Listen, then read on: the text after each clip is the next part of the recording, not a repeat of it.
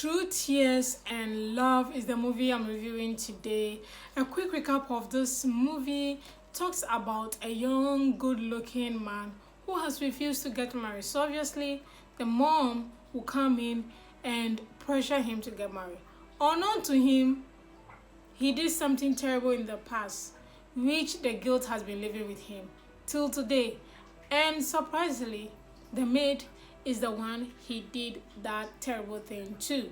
So yeah, you need to watch this movie. This was a good one. What I like about this movie, obviously the storyline was a good one, very interesting. Whoever did the writing of the story did spectacularly well. So I really enjoyed the storyline and how it was put together. That was something I enjoyed and I like about this movie. Then we talk about performance, the characters in this movie. Let's start with Kachi.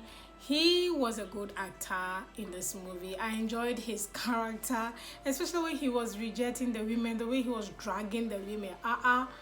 Dragging them by their wigs. I really enjoyed that performance as well as his interaction with Pamela. That was really nice. Then we move to Pamela Okoye.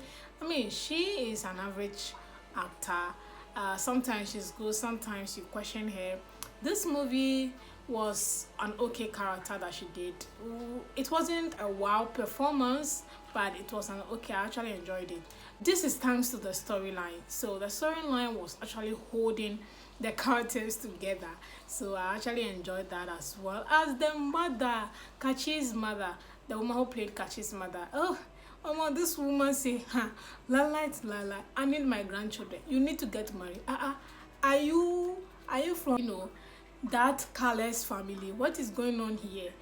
I really enjoyed her. She was actually my favorite character in this movie. The woman was just fun to watch in this movie. I really enjoyed her so much. Then another character that I actually enjoyed surprisingly was the gate man.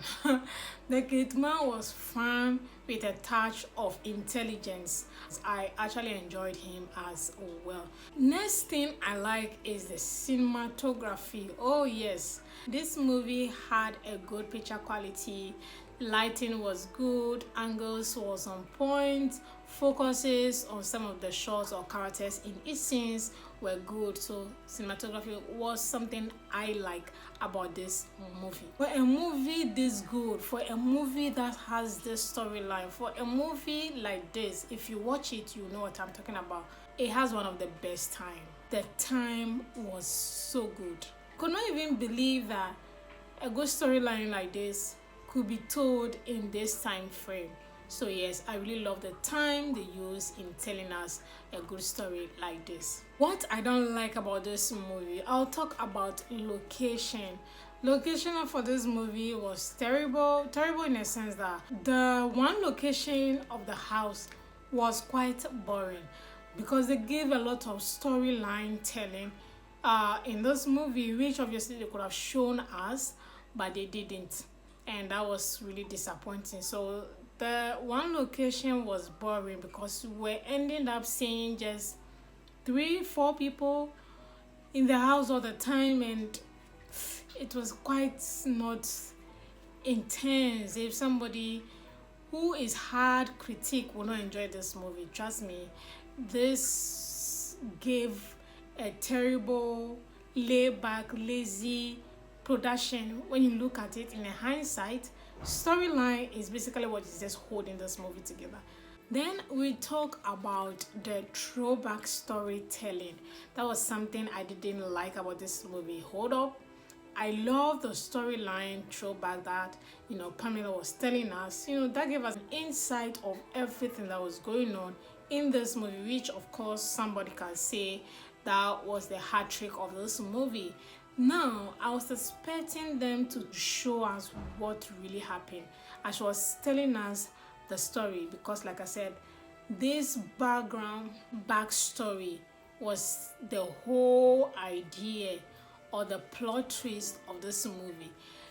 One or two scenes from this background story could have laid a good foundation for this movie. That did not happen, and I was so disappointed. I was like, why? So the scenes where different women were just coming and leaving, about 4 or 5, or should I say 3, were just coming and going. They could have used 2 of those scenes to give us a background story, or show us a background story of what Pamela went through. That would have made more sense, but that did not happen. I'm sure, as usual, YouTube, they don't want to spend too much on location and things like that, or cast. You know how they do it. So that was really terrible. The quality, just looking at it like that, that was bad. And talking about cast as well as, the background story, she talked about her son so many times. She had a son, her mother this, her mother that, village this, village that, my son this, my son that. Like, that conversation was going on a lot. So what happened to showing us these people she was talking about?